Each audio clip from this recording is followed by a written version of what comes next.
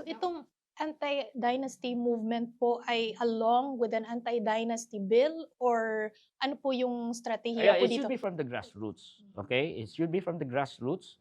It depends on the tactics. If there are lawmakers that will be committed to pushing for anti-dynasty bill, na pwede nating ikabit ang grassroots movement para itulak ang sa pader ang mga political dynasty, okay yan. Pero ang pinaka-decisive doon ay ang anti-dynasty movement must really start from the grassroots. It must really draw not only the young people, it must draw the working people that has been oppressed by this type of political system that we have.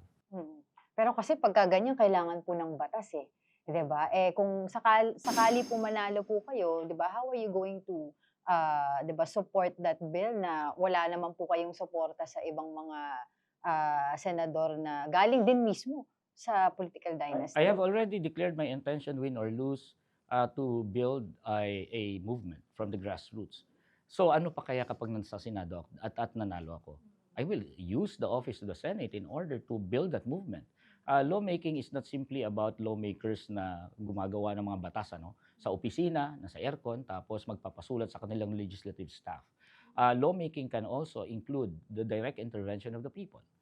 We have known in history na ang mga legislation na pro-people, hindi naman yan galing sa katang-isip lang ng mga lawmaker.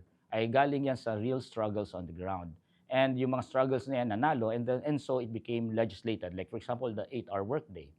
Any piece of legislation that is pro-people, land reform, it entailed struggles na merong mga sakripisyo at may mga namatay. And knowing that lesson in history, then I will use the office, the power, and the prestige of the Senate in order to give a push to building a movement against the dynasties. And therefore, when we file a bill, it's not only I who's gonna persuade senators to pass an anti-dynasty bill. Basically, I would like to force the dynasties to commit harakiri. Oh, yun nga, eh, yung nabanggit niyo po yan. So, are you serious with that I'm statement? serious. I do not joke around. I think everyone knows na when I say something, yan ay totoo. We have spent our lives na pinaglalaban ng aming mga plataforma. Pag sinabi namin na gusto namin itaas ang sahod, we will fight tooth and nail for that.